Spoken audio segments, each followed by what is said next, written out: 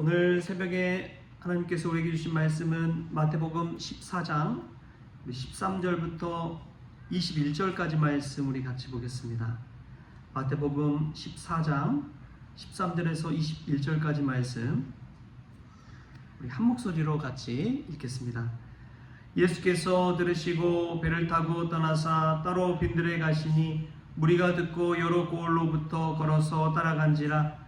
예수께서 나오사 큰 무리를 보시고 불쌍히 여기사 그 중에 있는 병자를 고쳐 주시니라.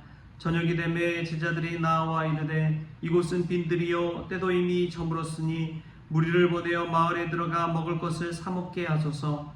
예수께서 이르시되 갈 것 없다. 너희가 먹을 것을 주라. 제자들이 이르되 여기 우리에게 있는 것은 떡 5개와 물고기 2마리 뿐이니이다.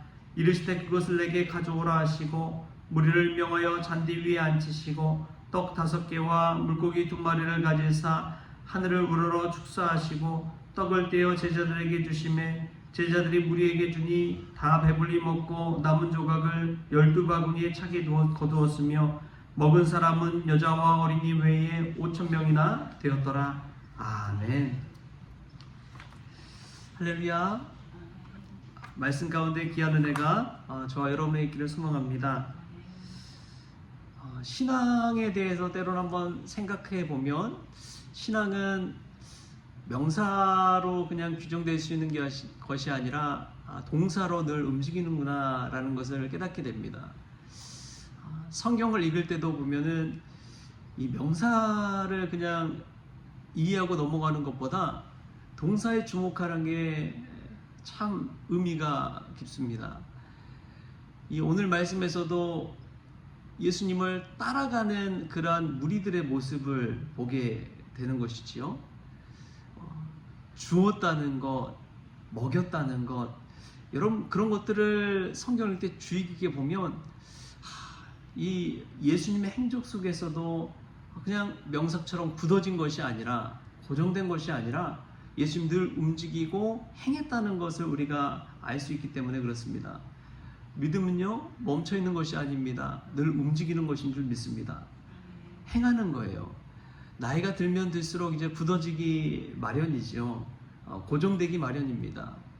교리적이 되고 율법적이 되고 딱딱해지게 되고, 그러나 믿음 생활을 한다는 것은 늘 움직이는 것이고 부드러워지는 것입니다. 그래서 성경을 읽을 때도 여러분 동사에 주목해서 읽어보십시오. 신앙은 예수님을 따라가는 것이구나. 신앙은 누군가를 먹여주는 것이구나. 신앙은 거저주는 것이구나. 이 동사에 좀 주목하다 보면 오히려 딱딱해지기보다도 누군가를 위해서 행하고 베풀고 또 섬기게 되는 것입니다. 예수님을 정말 따라가게 되는 것이지요. 예수님의 제자다라는 것보다도 예수님을 따라가는 사람이 제자가 되는 줄 믿습니다.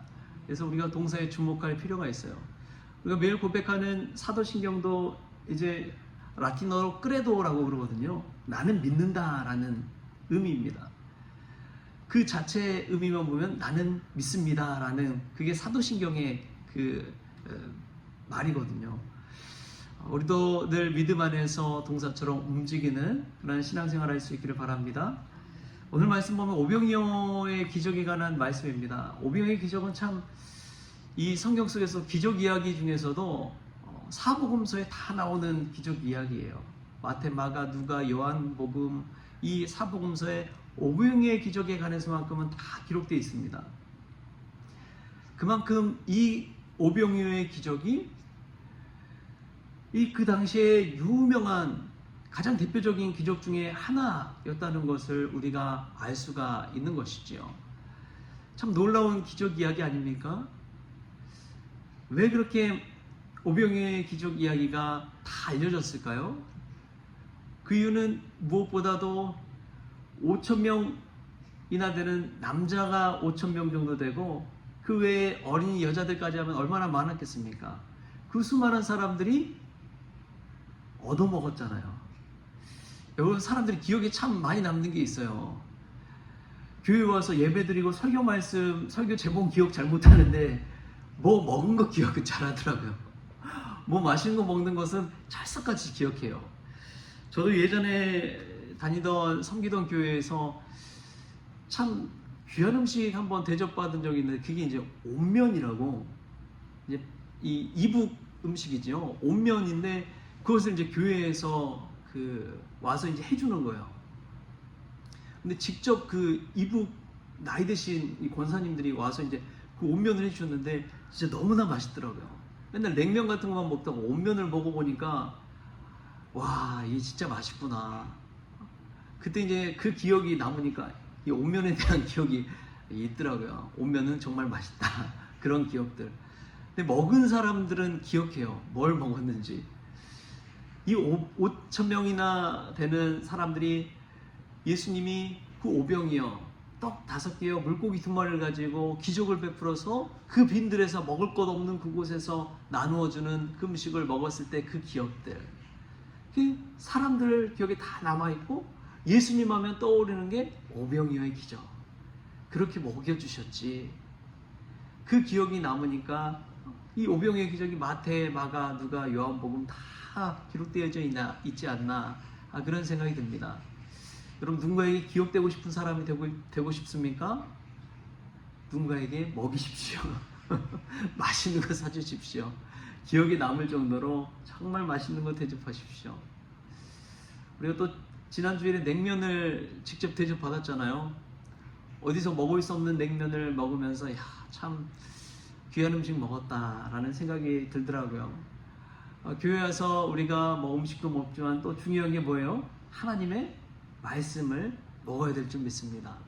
하나님 말씀 우리가 잘 먹고 은혜 받아서 삶 속에서 오병이의 기적을 막 이야기하고 다니는 사람들처럼 하나님 말씀에 받은 은혜를 가지고 나아가서 그 은혜를 간증하고 또 나누고 전하고, 하나님 말씀 증거할 때 그게 바로 복음의 증인이 되는 것이지요. 할렐루야. 우리 하나님 말씀에 은혜 받고 이 오병이어를 체험한 사람들이 예수님을 증거하고 복음을 증거한 것처럼 우리도 복음의 증인들 다 될 수 있기를 주신 예수님의 이름으로 축원합니다. 참 중요한 게 있어요. 오늘 말씀 보면은 우리 15절 16절 말씀 우리 한번 보겠습니다. 15절 16절 말씀 우리 같이 한번 읽겠습니다. 시작. 저녁이 되매 제자들이 나와 이르되 이곳은 빈들이요 때도 이미 저물었으니 무리를 보내어 마을에 들어가 먹을 것을 사 먹게 하소서. 예수께서 이르시되 갈 것 없다. 너희가 먹을 것을 주라. 아멘. 여기서 이제 제자들의 마인드하고 예수님의 마인드가 완전 달라지거든요. 제자들이 다 그냥 상식적으로 생각할 때 여기는 빈들이고 먹을 것도 없고, 그러니까 이제 사람들이 배고플 거 아니에요. 빈들에서.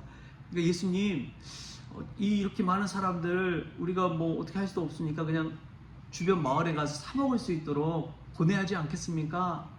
배도 고프고 이제 날도 저물었는데, 제자들은 그렇게 생각을 했습니다. 그런데 예수님의 생각은 달랐어요. 예수님은 갈 것 없다. 너희가 먹을 것을 주라. 갈 것 없다. 너희가 먹을 것을 주라. 이 제자들의 생각과 예수님의 생각이 완전히 달랐습니다. 쉽게 말하면 제자들은 사서 먹으라고 하라고, 사실 그게 당연한 거 아닙니까? 사서 먹는 게, 일해서 먹는 게. 근데 예수님은 먹을 것을 거저주라고 이야기합니다. 어떤 노동의 대가보다도 공짜로 주라는 거예요. 여러분, 이 말씀의 차이가, 저는 이 말씀 준비하면서 묵상을 하는데, 이거 율법과 복음의 문제구나, 거기까지 가게 되더라고요. 율법과 복음의 문제. 율법은 되게 조건적이거든요. 너희가 이렇게 행하지 않으면 나중에 큰 시험을 당할 것이다. 너희가 이렇게 행하면 축복을 받을 것이다. 공로 사상이 이 율법 속에서는 담겨 있는데, 복음 가운데서는 은혜 사상입니다. 값없이 먹고 값없이 와서 마시라. 그게 이제 은혜 사상, 복음주의거든요. 여러분, 우리가 신앙생활 할 때 늘 오해하면 안 되는 것이, 이 공로 사상에 자기 공로로 신앙생활에서 구원받는다. 여러분, 절대 그런 생각하지 마십시오. 그것은 이제 뭐 불교에서나 성불한다고 그러죠. 자기가 노력하고 득도한다, 깨달음을 얻는다. 그렇게 이야기하는데 그것은 이제 뭐 자력 종교에 속한 이들의 그런 믿음의 고백이죠. 그러나 우리는 기독교는 철저하게 타협 종교입니다. 내 힘으로 내 공로로 구원받는 것이 아니라 예수님의 공로로 구원받는 것이 기독교예요. 내가 힘이 있어서 내가 제대로 믿어서 구원받는 것이 아니라 나의 죄를 용서해 주는 것은 예수님의 은혜입니다. 예수님의 공로입니다. 내가 나와서 신앙생활할 수 있는 것도 내 발로 내가 내 의지대로 걸어서 나오는 것이 아니라 예수님께서 나를 부르셔서 신앙생활할 수 있는 것이고 예수님께서 나를 인도해 주셔서 내가 여기까지 올 수 있는 것이지요. 이런 고백이 크리스천의 이 복음 고백입니다. 여러분 이 차이가 그런데 신앙생활을 오래 하다 보면 점점 공로 쪽으로 가기 마련이에요.